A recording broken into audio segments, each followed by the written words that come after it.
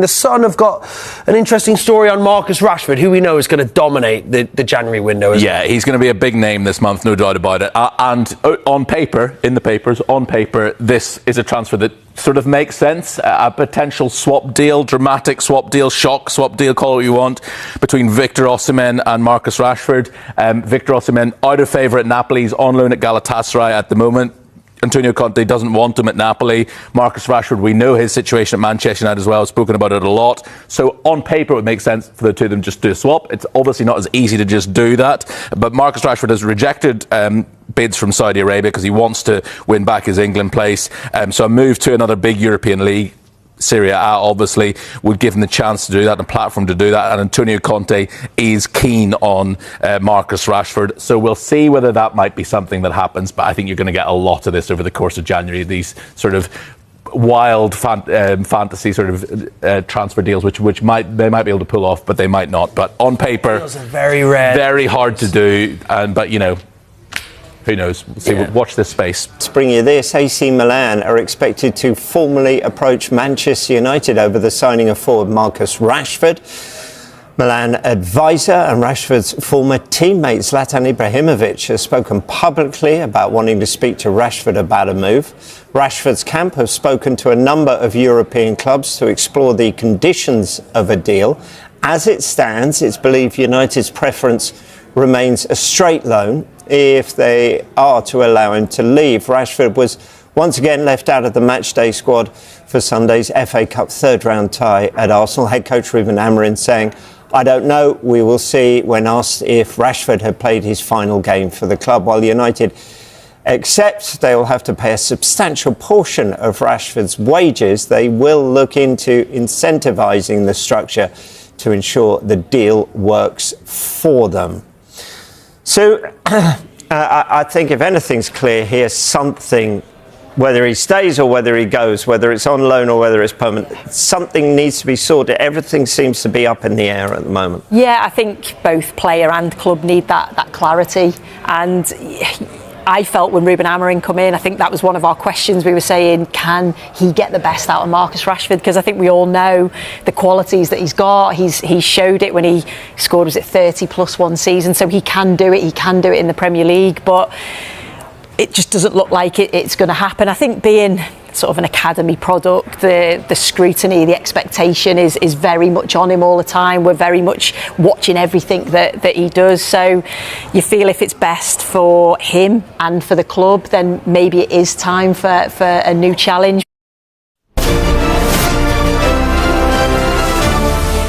Rashford were to go, Dharmesh, would United bring someone in? They're looking to strengthen up front by the sounds of it. And they've made inquiries to Paris Saint-Germain for their French international striker, Randal Kolo Muani.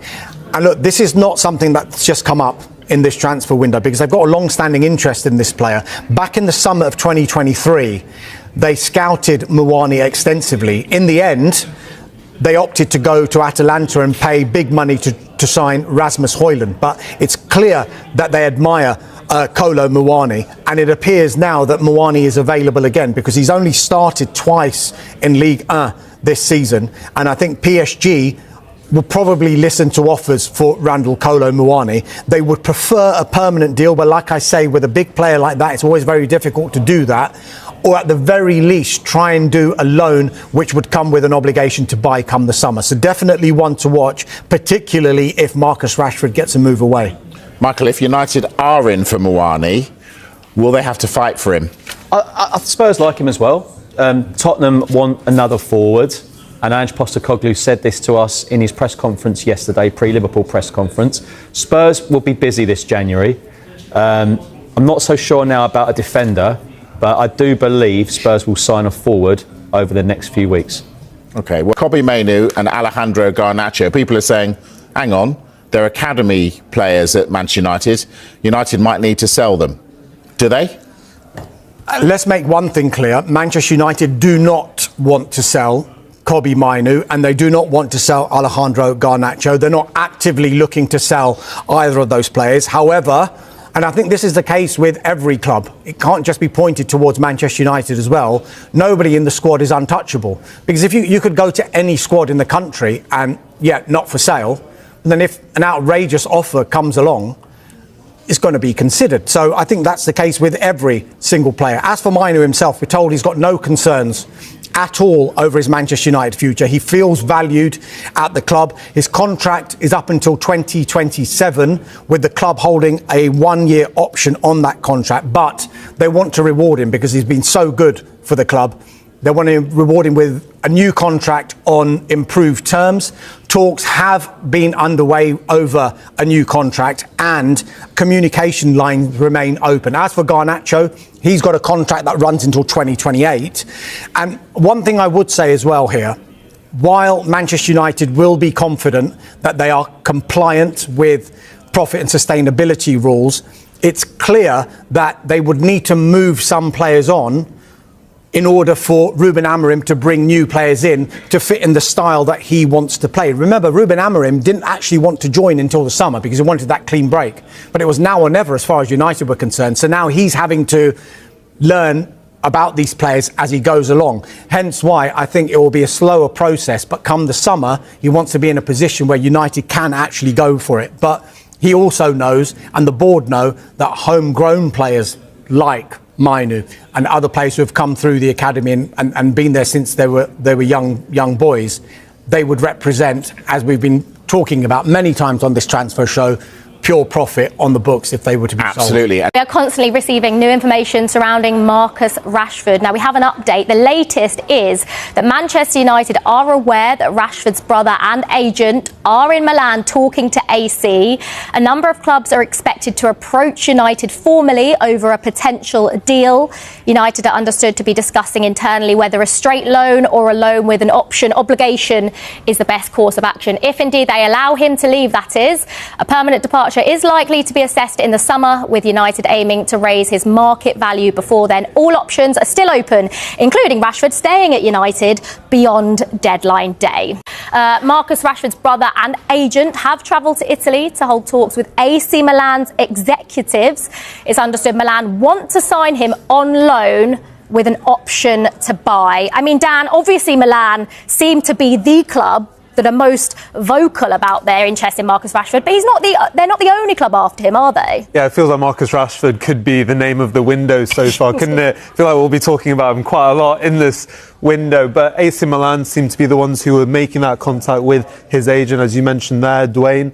But in terms of other clubs who are also interested in Marcus Rashford, we're looking at, first of all, the Champions League finalists of last year in Borussia Dortmund, and then also Serie A giants Juventus. Two very interesting other teams, and we can talk about AC Milan in a second. But when you look at Juventus, for example, Thiago Motta is their manager. Very young team, an average age of 24 years old. How would Marcus Rashford fit into a team that's quite young, developing? Borussia Dortmund, of course, finalists last year. We saw Jadon Sancho go on loan there last year, had quite a profitable year. It was also good for United in keeping his market value as well. But AC Milan look now like they're the ones really making an effort to get him on loan with a potential option to buy as well.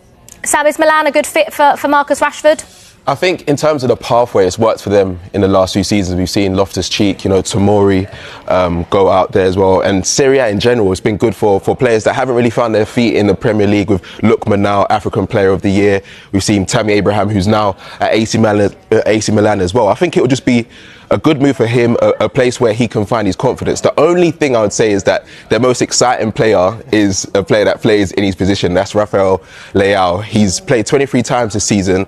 He's been in and out of the team in terms of playing consistently. He's only got 6 goals this season, but his last performance against Inter Milan in the Super Cup was incredible. So I think it will add to the competition for AC Milan. They're still 8th at the moment. They're probably going to be wanting to play Champions League football, and that would be a good challenge for him.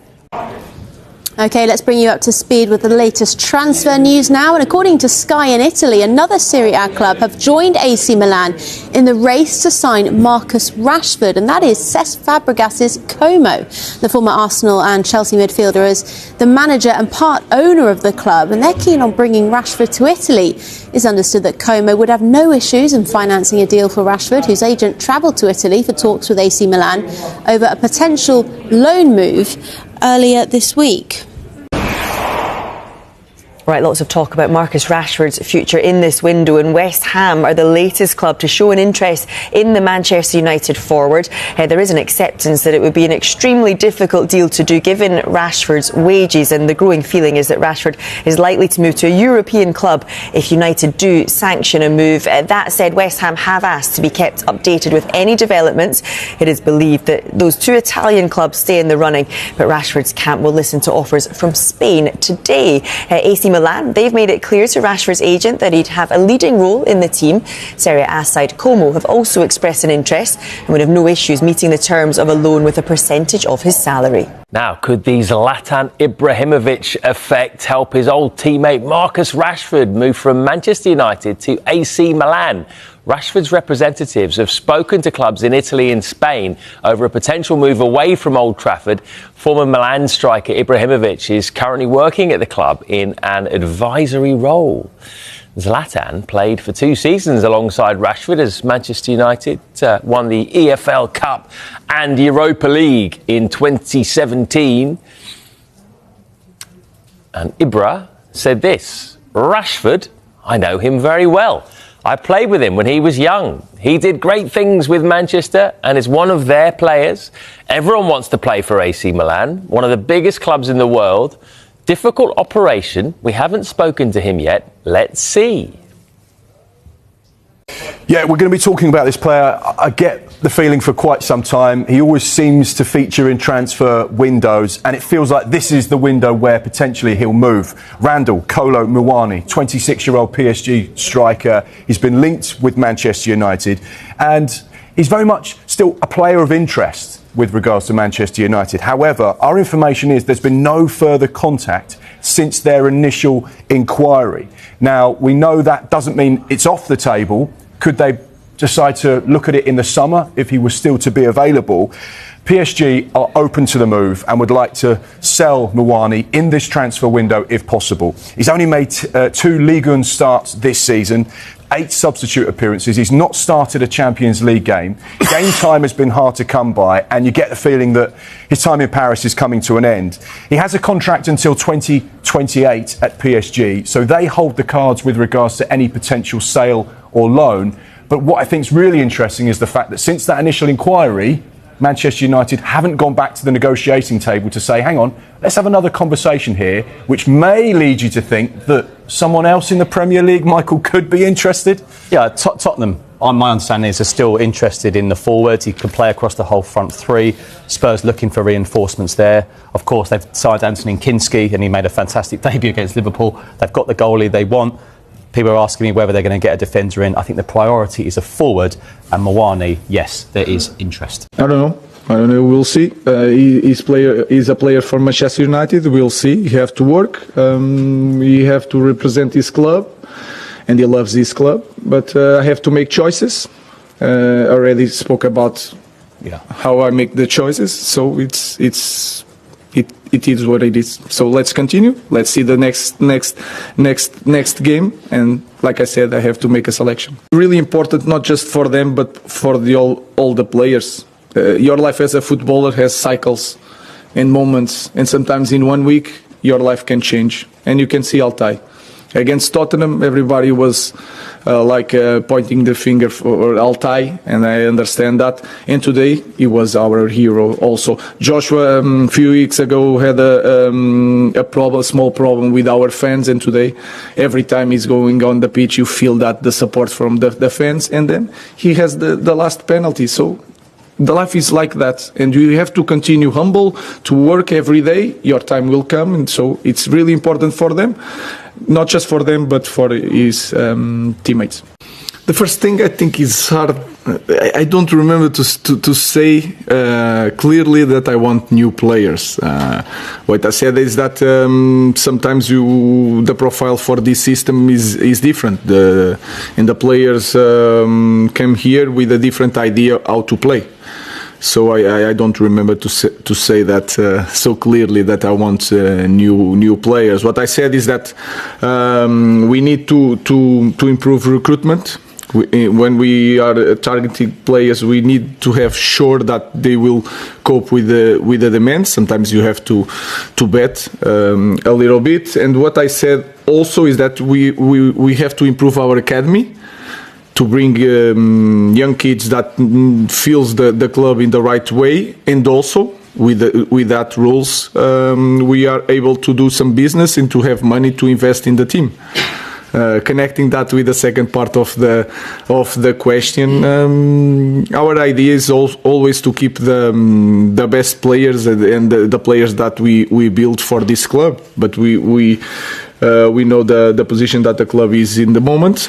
We will see, but I'm very happy and I really like our players, especially the guys from the academy. Just on that then, Ruben, can you say that Kobbie Mainoo, you want him to stay? Is he a United player that you want to keep, therefore? Yeah, well, my players are always my favourites. So I really love my players. I want to keep my players, especially the talented ones. So, like I said, it's a special moment in this club. It's a hard moment, we will see. But, of course, I'm really happy with Kobbie. He's improving. And also with the Gardner. I think the thing is, you never know. We've seen it recently happen with Sancho. We've seen it happen with Sterling. So it might not be off the cards. Obviously, Rashford is a big Manchester United fan, growing up like that boyhood club. So would he want to go to maybe like an Arsenal? We're here in West Ham. I don't know. But I think there is a possibility there. It's not out of the question. But like Flex said, it's up to the financial side of things as well. Will the Man United hierarchy want him to go to a rival? Or if the finances are right, can he go? That Arsenal one's really interesting, though. Yeah. With what's happened to Jesus. Can you imagine Sterling and Rashford at Arsenal on loan? Last minute, dying hours of transfer deadline day. Rashford, do you want to get here? 6 months loan, no obligation. I tell you what, I wouldn't 100% discount that, but I'd just, on a personal, I'd just like to think that Rashford would just want to clean break, get out of the Premier League. Okay, let's start with that big story, Henry, regarding Manchester United and Kobbie Mainoo in the Times there by Charlotte Dunker. United open to Mainoo's sale. Henry, why on earth would they be open to that? Very interesting story from Charlotte. I assume it's part of the dance of the deal, and he's not particularly well paid, certainly by Manchester United's stratospheric standards, and he wants a new deal. He should very much be part of Manchester United's future. He's 19, he's an England international, he's been outstanding, he was very good at the weekend, homegrown. He's just the type of player that they should be holding on to, and you see him being linked with a club like Chelsea. He wouldn't get into Chelsea's midfield at the moment. Chelsea need defensive reinforcement. So I hope this is just a sort of contractual dance at the moment, because he needs to stay at Manchester United. They need him, and he's got a path to develop further there. And United have said, Michael, no player is untouchable, hence why we're talking about Garnacho and Mainoo.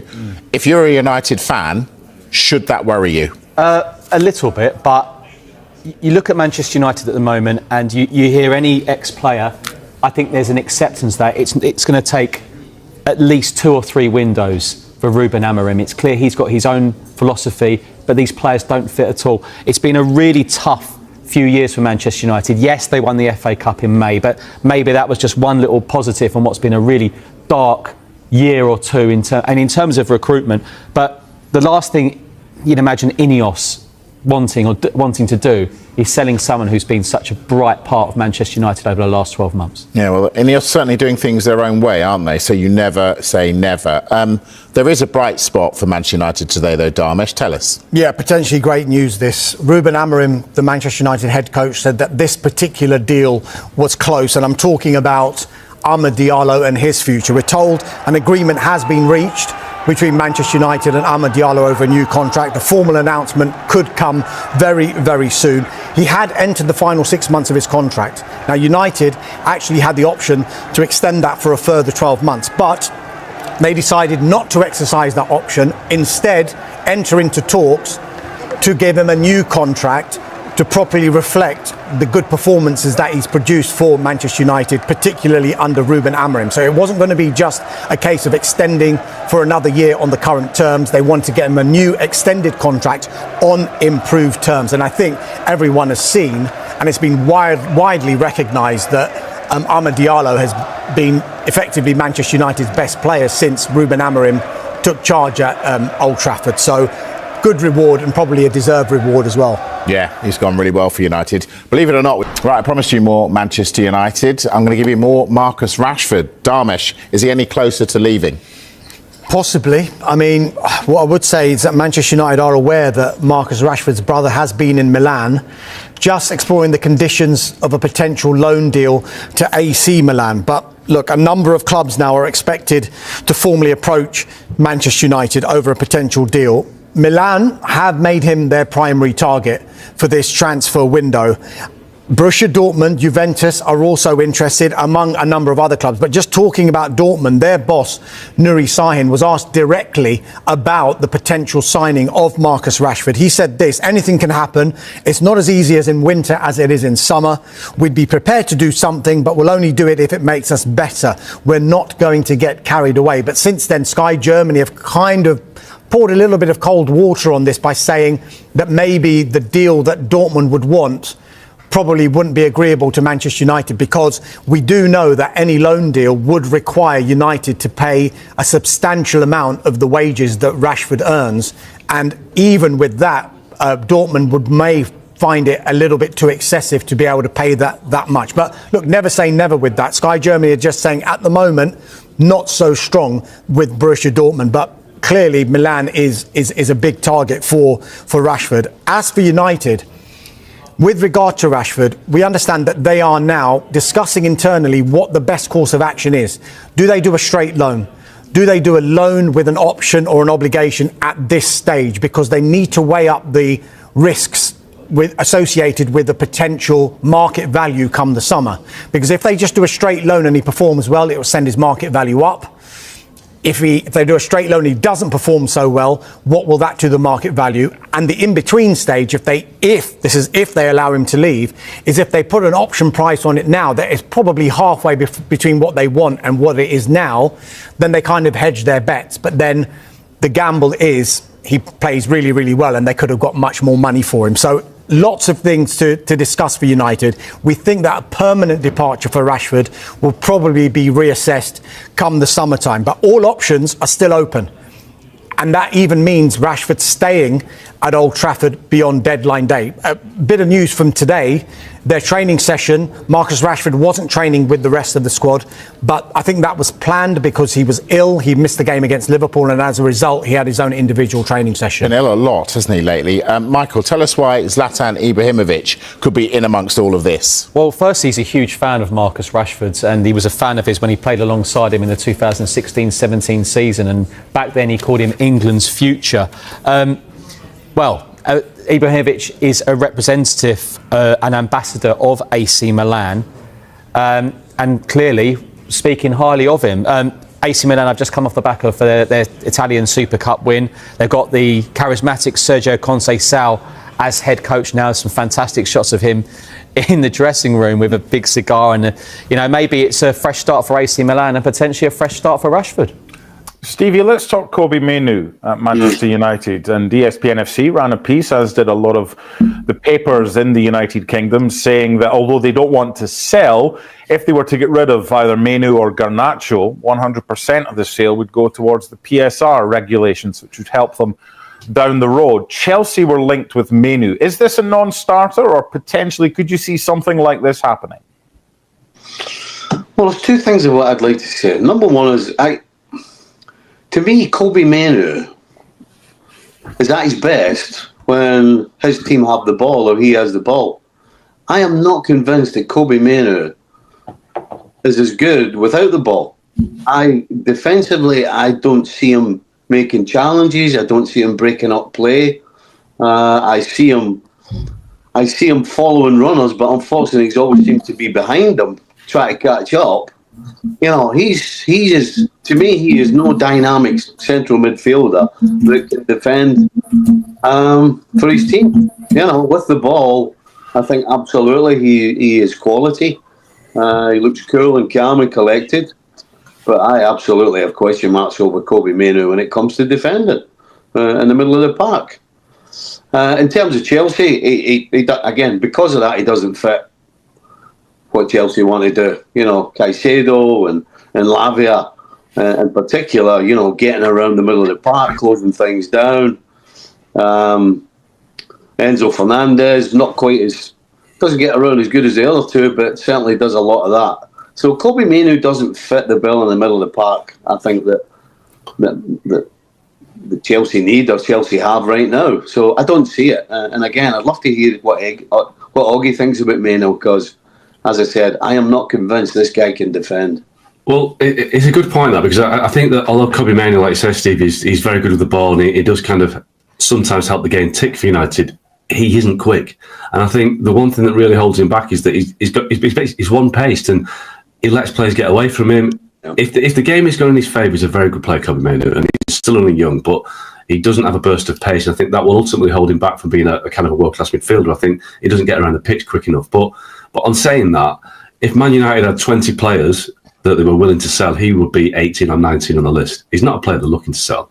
The reality is that United have got financial issues right now, and yes, I was going to say in a perfect world, in an imperfect world where they had to sell somebody to get somebody in, he would be one they would look to do. But there are lots and lots of players ahead of Kobbie Mainoo, and the reality is he will end up negotiating a new contract. His current deal expires in 2027, and United have an extra option on that. So there's no rush to do a deal with him. But I think there's also an element of this where I think people at United are trying to, dampen expectations on certain players and salaries right now. This isn't the Man United of Ed Woodward. They're not throwing money around on wages and fees.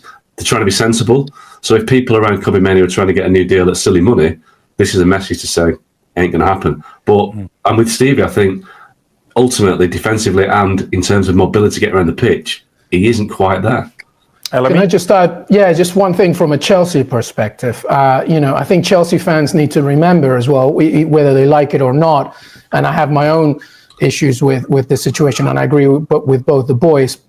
Chelsea are expecting Kendry Páez, the very electric Ecuadorian star, coming in this summer. Andre Santos as well on loan, who's coming back. Estevao, another great talent as well. Not necessarily the same position of Mainoo, but my point remains. This roster is just going to get bigger rather than smaller, even before Mainoo. To me, Mainoo's best option, if he doesn't stay with Manchester United, is I think he should just go to the Bundesliga, go to a place where maybe can help him grow a little bit at 19 years old. The Premier League might not be the best option right now if he doesn't stay with Manchester United. But from a Chelsea perspective, there's a lot of talent still yet to come at Cobham, and it would just be another waste, I think.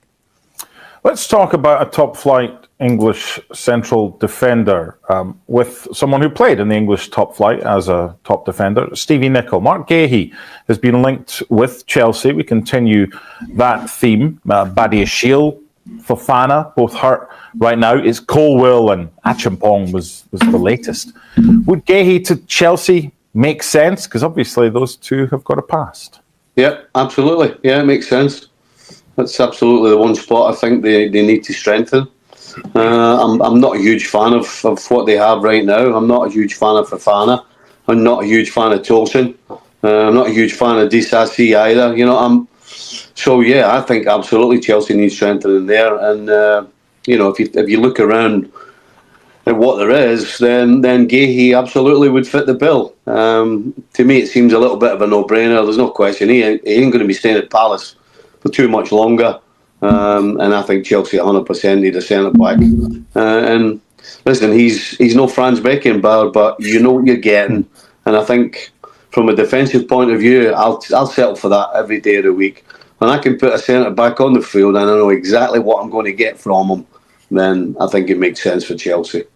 The last one on Transfer Talk this week is Marcus Rashford. Now, if you've already heard this week's podcast of the Football Reporters with Rob, with James and with Ollie, then you'll have heard what Oggy's about to say. But I think it's fair, if you haven't, because you spent a decent chunk of the start of your podcast this week talking about Marcus Rashford and potential landing spots. So please let us know if you heard anything further about where Marcus Rashford may end up if it's not going to be Manchester United keeping hold of him. Well, there's still a chance that might happen. That may ultimately be the best option for everybody because he's on massive wages. He's a Manchester boy and United need goals. But if he was prepared to get his head down, Marcus Rashford, and work to suit Ruben Amorim, then I think staying there would be the best thing for all concerned. But that's not going to happen. It's quite clear that he wants out. Now, there aren't many options for him. AC Milan are supposedly interested, but I'm not too sure how solid it is because, first of all, the wages would be a problem. Secondly, they've got Rafael Leao and Christian Pulisic who like to play off the left, where Rashford likes to play. He hasn't scored many goals recently. So I don't quite see what the appeal of Marcus Rashford is. At 27, with probably the past 18 months, he's not performed. So options are limited. Borussia Dortmund is a possibility in the Bundesliga, kind of a Jadon Sancho-style loan. But right now, I think the Marcus Rashford camp's a lot of heavy lifting in terms of driving up a market and suggesting there's a lot of interest, when the reality is there isn't. If there was, then United would be happy to. Not having a great time of it at PSG. He's been linked with Spurs. Would that be a move that would suit both? It would suit Daniel Levy and PSG's Nasser Al-Khelaifi because they're very good friends. And I think that's what this is. It's just like an amicable situation here. I personally, from a footballing perspective for Tottenham, I don't like it at all. Muani is very talented, but he's very inconsistent. And that's the last thing that Tottenham needs. Another inconsistent player, Exhibit A in Timo Werner. So, I think he's probably a player that probably needs to go to a team that's more secure of who they are and trying to prove himself, as opposed to go to a team where there's a lot of inconsistency, there's a lot of back and forth in terms of the system, and also somebody that's entering a Premier League that he's never played in. So for Levy and Nasser Al-Khelaifi, I'm sure it's great. For everybody else, well, maybe it's specifically Tottenham, I don't like it.